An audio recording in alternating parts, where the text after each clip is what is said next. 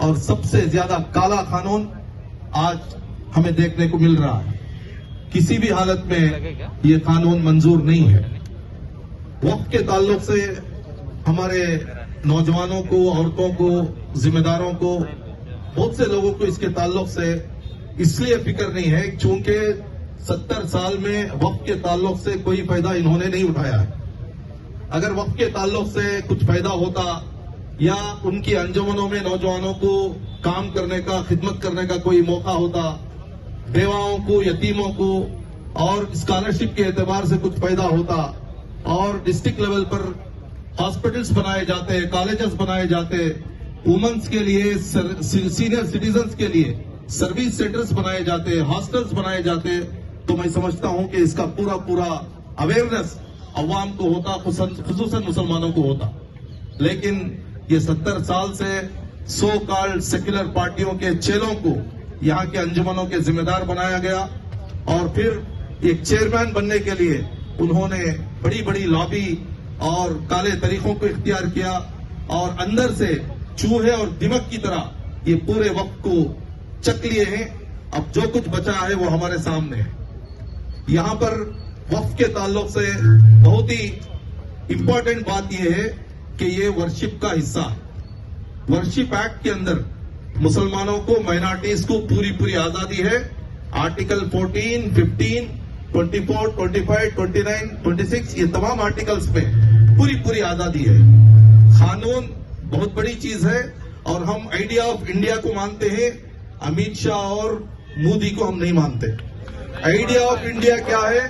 Idea of India Hindu, मुस्लिम, सिख, ईसाई है और ये गांधी का इंडिया है, अंबेडकर का इंडिया है और फिर टीपू सुल्तान का इंडिया है। और इस इंडिया में मेजॉरिटेरियन अगर कोई कानून बनाता है, किसी को खुनल के, अगर किसी को जुल्म करके कानून बनाता है, हो सकता है पार्लियामेंट के अंदर पास हो जाए, लेकिन इंडिया के अंदर पास नहीं होगा।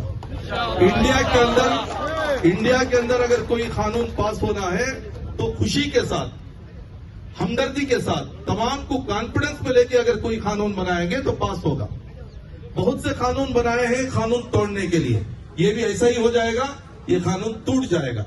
बेहतर है, ये कानून टूटने से बेहतर है कि इसको वापस ले लिया जाए। लेकिन अमित शाह कहते हैं कि किसी हालत में वो कानून लाएंगे, तो आपकी गुंडागर्दी है, आप तो बड़े गुंडे हैं, आप तो इसको ऐसे ही कहेंगे। अगर आप हल्की आवाज में कहेंगे तो आपको हम गुंडा नहीं कह सकते। लेकिन यहां पर सवाल यह है, 20 करोड़ मुसलमानों की आवाज को कैसे दबा सकते हैं? 20 करोड़ मुसलमानों को नाखुश करके, बेजार करके ये इंडिया शाइनिंग का नारा कैसे दे सकते हैं? ये पूरे हिंदुस्तान का आजादी के बाद से अब तक का काला दिन है। बहुत तकलीफ हुई है।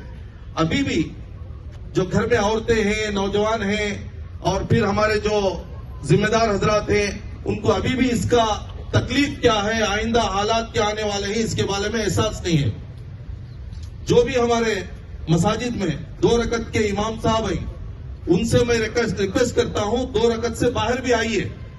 अपने मोहल्ले में कितने बेवा हैं, कितने गरीब हैं, कितने अनपढ़ हैं, कितने जेलों में हैं, कितने लोग बीमार हैं, कितने लोग जख्मी हैं, कितने लोग कर्जदार हैं, उसका हिसाब किताब कीजिए और फिर आके जुमा में खुतबा देकर अवाम से उससे कैसे रिसोर्सेस को इकट्ठा कर सकते हैं वो कीजिए।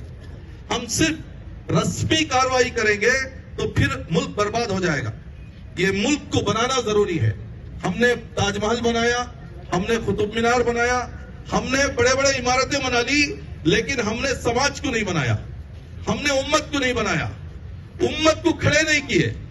उम्मत इतना मायूस है, मासूम है, उसे मालूम भी नहीं है। जब काला पट्टा सीधे हाथ पे बनने के लिए all India Muslim personal law board का डायरेक्शन आया, वो डायरेक्शंस को पालन करने के लिए बहुत से लोग सीधे हाथ पर काला पट्टा बांधे। मैं उन तमाम को मुबारकबाद देता हूं और all India Muslim personal law board के डायरेक्शंस को सर आंखों पर रखता हूं। लेकिन एक मीडिया पर्सन एक आदमी से, एक नौजवान से पूछ रहा था कि वो काला पट्टा क्यों माने हैं, लेकिन हमारा नौजवान बोल नहीं रहा था। तो मैं हमारे उलमा इकराम से, इमामों से और मुख्तलिफ एनजीओ से गुजारिश करता हूं, अब रस्मी कार्रवाई नहीं चलेगी। इंडिया में कैसे जीना है वो तरीका हमें सीखना। जैसा कोविड में हमने जीना सीखा, इस तरीके से इन हालात में मायूस होने की जरूरत नहीं, डरने की जरूरत नहीं। पार्लियामेंट में कोई कानून पास हो गया इसलिए तस्बीह उठा के बैठने की जरूरत नहीं। हम हिम्मत के साथ, दिलेरी के साथ कॉन्स्टिट्यूशन को साथ में लेकर हम आगे जाएंगे। दो रास्ते अभी भी हमारे सामने हैं। एक रास्ता सुप्रीम कोर्ट का है। सुप्रीम कोर्ट बहुत बड़ी चीज है। कानून, डिसिप्लिन, माइनॉरिटीज और आर्टिकल्स का बहुत लिहाज वहां पर रखा जाता है। यह और बात है कि वहां पर जजेस अगर ऐसे आएंगे जिनको आइंदा जीना है, पॉलिटिक्स पे आना है, बड़े बड़े ओहदे होना है, तब थोड़ा बहुत हमें मायूसी होगी। लेकिन फिर भी सुप्रीम कोर्ट बहुत बड़ी चीज है।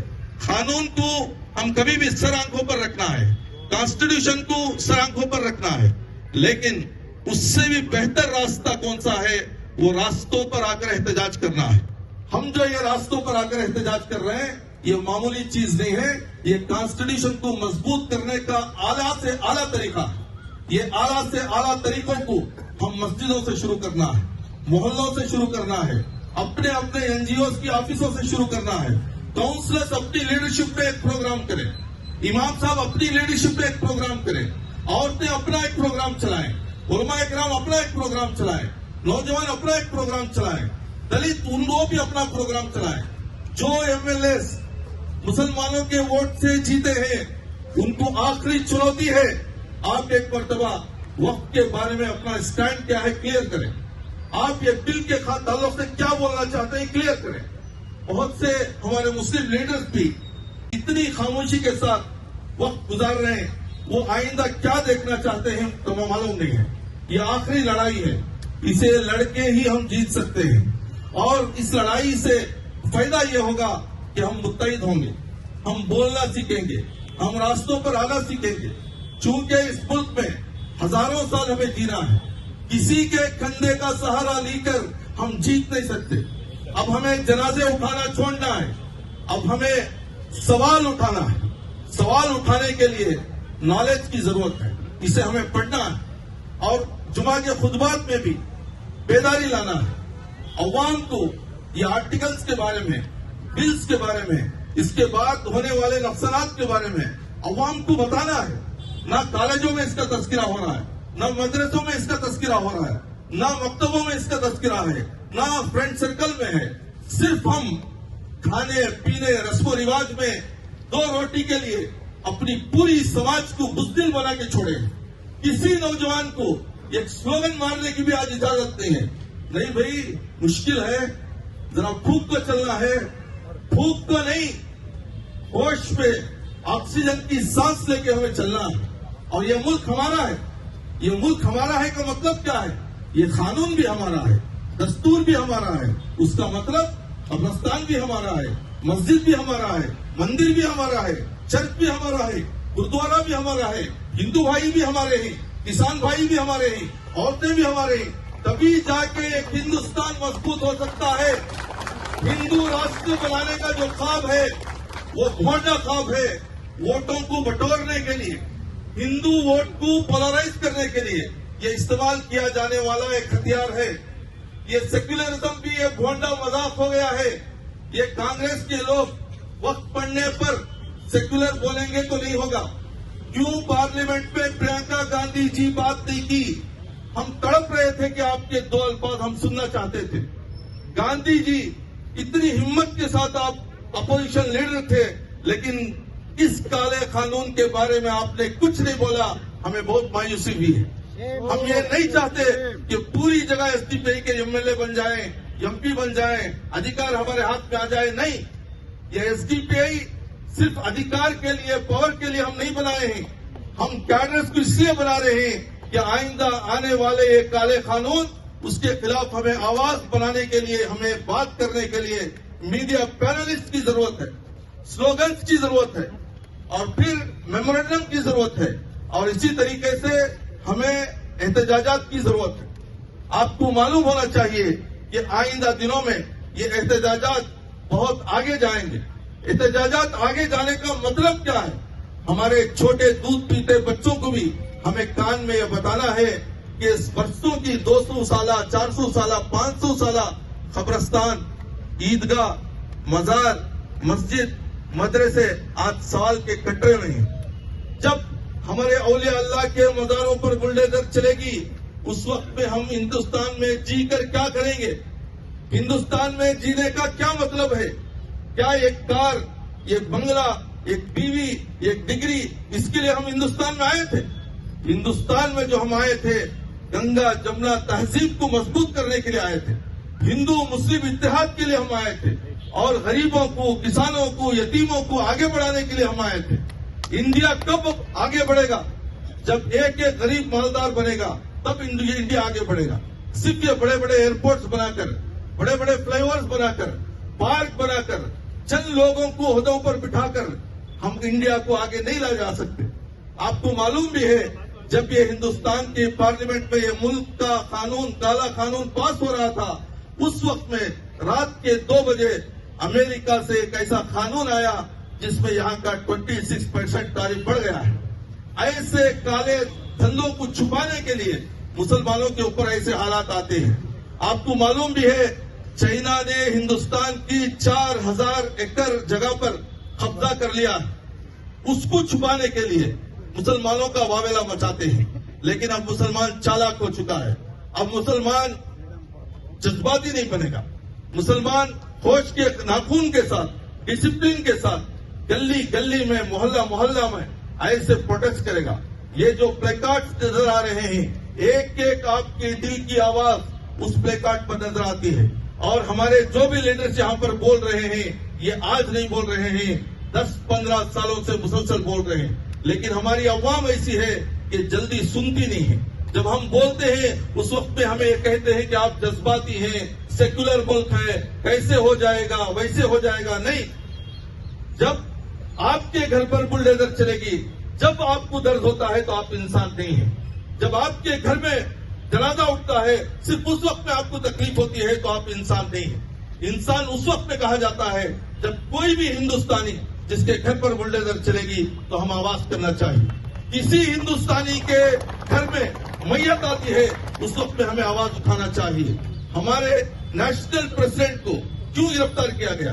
उन्होंने कोई गलती नहीं की। सिर्फ एक गलती उन्होंने की, वो गलती ये थी कि मुल्क में आने वाले चैलेंजेस को ललकार कर बोलते थे। जब आइंदा आने वाले हालात के ऊपर वो बोलते थे। तंजीमों को बैन क्यों किया गया? तंजीमों के बहुत से लोगों को गिरफ्तार क्यों किया गया? ये प्लान 2 साल 3 साल पहले से था।